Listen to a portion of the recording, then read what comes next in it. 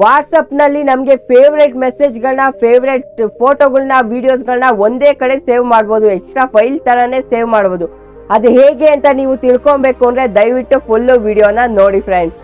Hello ನನ್ನ ಪ್ರೀತಿಯ ವೀಕ್ಷಕರೇ, welcome back to my channel. ನಾನು ನಿಮ್ಮ ರಾಕ್ರೋಹಿ. ಇವತ್ತಿನ ವಿಡಿಯೋದಲ್ಲಿ ನಾವು ವಾಟ್ಸಪ್ ಅಲ್ಲಿ ತುಂಬಾ ಮೆಸೇಜ್ಗಳು ಬರ್ತಿರ್ತವೆ, ಫೋಟೋಸ್ ಬರ್ತಾ ಇರ್ತವೆ, ವಿಡಿಯೋಸ್ ಬರ್ತಿರ್ತವೆ. ಬಟ್ ಯಾವುದೋ ಒಂದು ಸ್ವೀಟ್ ಮೆಮೊರೀಸ್ ಇರ್ತವೆ ಅಥವಾ ಯಾವುದೇ ಒಂದು ಮೆಸೇಜ್ ನಮಗೆ ತುಂಬಾ ಅಂದ್ರೆ ತುಂಬಾ ಫೇವ್ರೇಟ್ ಆಗಿರುತ್ತೆ. ಯಾವುದೋ ಒಂದು ಫೋಟೋ ಕಳ್ಸಿರ್ತಾರೆ, ಅದೇ ಒಂದು ಫೇವ್ರೇಟ್ ಫೋಟೋ ಆಗಿರುತ್ತೆ. ಆ ಒಂದು ಫೋಟೋಗಳು, ಆ ಒಂದು ಮೆಸೇಜ್ಗಳನ್ನ ಒಂದು ಕಡೆ ನಾವು ಸ್ಟೋರ್ ಮಾಡ್ಬೋದು. ಅದು ಹೇಗೆ ಅಂತ ತಿಳ್ಕೊಳ್ಳೋಣ. ಅದಕ್ಕೂ ಮುಂಚೆ ನೀವು ನಮ್ಮ ಚಾನಲ್ಗೆ ಸಬ್ಸ್ಕ್ರೈಬ್ ಮಾಡ್ಕೊಂಡಿಲ್ಲ ಅಂದ್ರೆ ದಯವಿಟ್ಟು ಸಬ್ಸ್ಕ್ರೈಬ್ ಮಾಡ್ಕೊಂಡು ಪಕ್ಕದಲ್ಲೇ ಇದೆಯಲ್ಲ ಬೆಲ್ಲೈಕಾನ್, ಆ ಒಂದು ಬೆಲ್ಲೈಕಾನ್ ಮೇಲೆ ಕ್ಲಿಕ್ ಮಾಡಿ ಆಲ್ ಆಪ್ಷನ್ ನ ಸೆಲೆಕ್ಟ್ ಮಾಡ್ಕೊಳ್ಳೋದ್ರ ಮುಖಾಂತರ ಸಪೋರ್ಟ್ ಮಾಡಿ ಫ್ರೆಂಡ್ಸ್. ಬನ್ನಿ ಹಾಗಿದ್ರೆ ಇವತ್ತಿನ ವಿಡಿಯೋನ ಶುರು ಮಾಡೋಣ.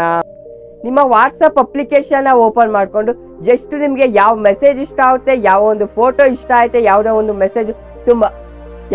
ಮೆಸೇಜ್ ತುಂಬಾ ಫೇವ್ರೇಟ್ ಆಗಿರುತ್ತೆ, ಯಾರೋ ಒಂದು ಗರ್ಲ್ ಫ್ರೆಂಡ್ ಕಳ್ಸಿರ್ತಾರೆ, ಆ ಒಂದು ಮೆಸೇಜ್ ಎಲ್ರಿಗೂ ಸಹ ತುಂಬಾ ಅಂದ್ರೆ ತುಂಬಾ ಇಷ್ಟ ಆಗಿರುತ್ತೆ ನಿಮ್ಗೆ ಅನ್ಕೊಳ್ಳಿ.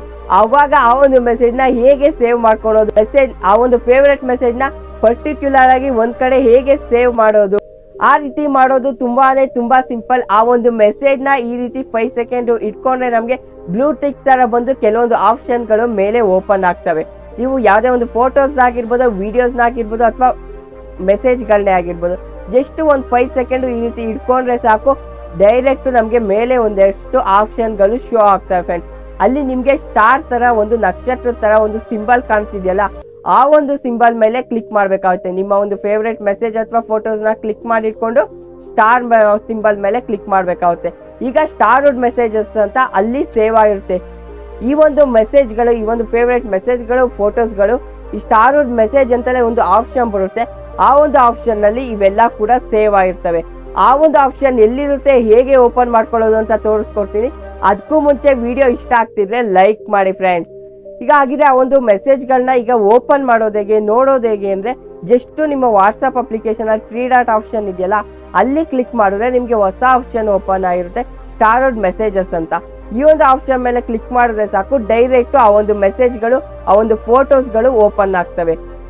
ಈ ವಾಟ್ಸಪ್ ಟ್ರಿಕ್ಸ್ ನ ಬಗ್ಗೆ ನಿಮ್ಮ ಅನಿಸಿಕೆಗಳು ಏನು ಅಂತ ಕಮೆಂಟ್ ಬಾಕ್ಸ್ ಅಲ್ಲಿ ಕಮೆಂಟ್ ಮಾಡಿ. ಈ ವಿಡಿಯೋನ ನಿಮ್ಮ ಒಂದು ವಾಟ್ಸಪ್ ಫ್ರೆಂಡ್ಸ್ಗೂ ಸಹ ಶೇರ್ ಮಾಡೋದ್ರ ಮುಖಾಂತರ ಸಪೋರ್ಟ್ ಮಾಡಿ.